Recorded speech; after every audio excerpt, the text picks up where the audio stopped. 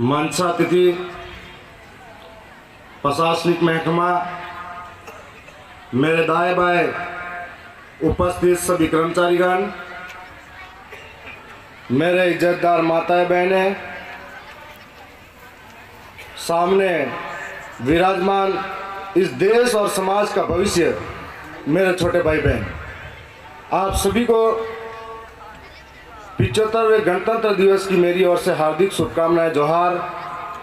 साथ ही आज के इस अवसर पर मैं उन लाखों पुरखों को नमन करता हूं जिसकी बदौलत से आप हम सब गणतंत्र दिवस मना रहे हैं। आज के दिन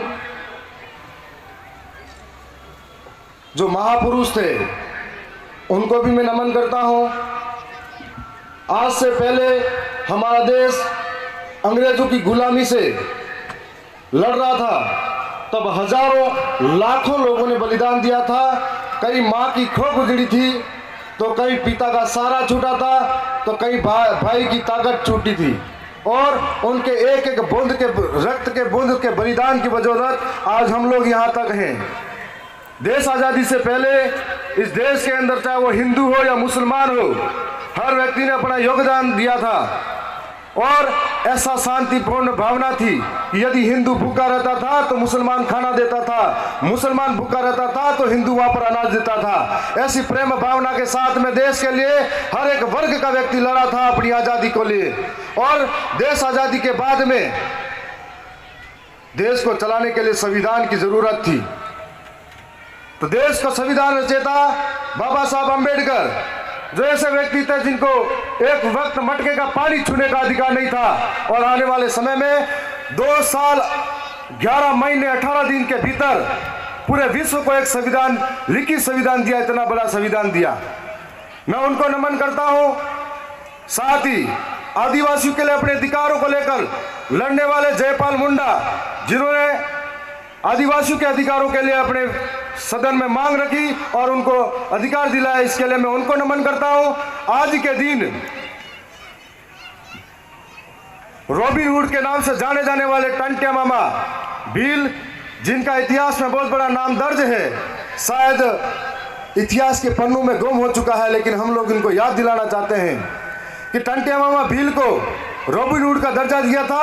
अंग्रेजों के गुलामी से लड़ते रहे, कई अफसरों के साथ में भिड़ते रहे, और वो उनको चोर और लुटेरा कहा जाता था, लेकिन वो सरकारी दफ्तर में, अंग्रेजों के दफ्तर में चोरी और लूटपाट करते थे और गरीबों में हमेशा दान दिया करते थे। उसकी बदौलत आज उनको भी याद करना चाहूँगा। साथ ही मैं कहना चाहूँगा कि देश के अंदर देश एक तरफ उन्नति कर रहा है, चांद पर पहुँच गया है, दूसरी ओर देश का एक तबका ऐसा भी है जो आज भी अपने अस्तित्व और मूलभूत सुविधाओं के लिए लड़ रहा है।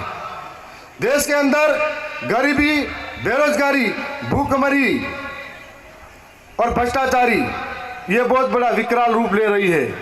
आज देश के अंदर बहुत सारे नौजवान पलायन करते हैं, इधर से उधर नौकरी के लिए भटक रहे हैं। भ्रष्टाचार नस नस में बढ़ चुका है और महंगाई डायन की तरफ खा रही है हमारे समाज को। इस ओर ध्यान जाना चाहिए। आने वाले समय में महंगाई, भ्रष्टाचार, इन सब के ऊपर काम करना होगा। देश को तरक्की लानी है तो युवाओं के हाथ में रोजगार प्रदान करना पड़ेगा, और युवा कौशल सीखेगा, युवा ताकत बनकर आगे ऊपर के आएंगे।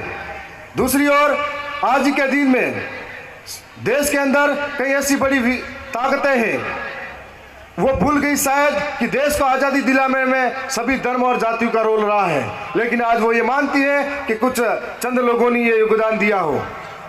आज एक दिन 22 जनवरी के दिन भव्य राम मंदिर का उद्घाटन किया गया था, और उसी तरफ जो राम 14 वर्ष वनवास में रहे, उसी हसदेव अरण्य जो 3 जिलों के अंदर छत्तीसगढ़ में फैला हुआ है, दुख की बात इस बात की है उस तरफ किसी का ध्यान नहीं गया, और वहां से हजारों पेड़ काटे जा रहे हैं। कई लोगों को जमीनों से विस्थापित होना पड़ रहा है, और कई जीव जंतु मारे जा रहे हैं। मैं आज इस मंच से ये कहना चाहूँगा कि एक तरफ विकसित भारत की बात हो रही है, दूसरी तरफ आदिवासियों के अधिकार छीने जाते हैं। एक तरफ गणतंत्र दिवस आज मना रहे हैं, दूसरी तरफ हमारे कानूनों के साथ छेड़छाड़ी होती है और उनको अदला बदली की जाती है। ये खेद की बात है। आज इस मौके पर आप सबको मैं वो जो भारत जिसके लिए बलिदान दिया था हमारे बलिदानियों ने, उन्होंने सोचा नहीं था कि शायद जाति और धर्म के नाम पर लड़ाई होगी, दंगे होंगे। उन्होंने सोचा नहीं था कि इस देश के अंदर एक एक नौजवान गरीबी के लिए तड़पेगा, रोजगार के लिए तड़पेगा। उन्होंने सोचा नहीं होगा कि भ्रष्टाचार पनपेगा। हम सब यहाँ आए हैं, एक दिन 26 जनवरी को देशभक्त बनते हैं, एक दिन 15 अगस्त को देशभक्त बनते हैं, अगले दिन हम सबकी जेबों में भ्रष्टाचार से लेस होते हैं। एक दिन हम सब देशभक्त बनते हैं। यदि संविधान को एक दिन भी तरीके से पालना की जाए तो पूरा देश मालामाल हो सकता है। यदि एक दिन संविधान की पालना हो जाए तो सब कुछ संभव हो सकता है। आज आपके बीच में आया हूं, मैं ज्यादा कुछ कहूंगा नहीं, लेकिन उन वीरों की भावना को हमें याद रखना चाहिए। उनके दिए हुए मार्गदर्शन तक उन्होंने जो सपना देखा इस देश के लिए, उस सपने को साकार करने के लिए हम सबको लड़ना पड़ेगा, हम सबको ईमानदार बनना पड़ेगा। आने वाले समय में इस समाज व देश को नई ऊंचाई पर ले जाए, यह सोच हम सब में सोचना पड़ेगा। मैं इतना ही कहूंगा कि इस मौके पर सभी क्षेत्रवासी को पुनः मैं बधाई देना चाहता हूं। आप सभी के बीच में बहुत बहुत धन्यवाद। जय जोहार। एक दो लाइनों के साथ समाप्त करूंगा। काश मेरी जिंदगी में कोई सरहद की शाम आ जाए, काश मेरी जिंदगी मेरे वतन के काम आ जाए। न खौफ है मौत का, न आरजू है जन्नत की, मगर जब कभी जिक्र हो शहीदों का, काश मेरा भी नाम आ जाए, काश मेरा भी नाम आ जाए। धन्यवाद। जोहार।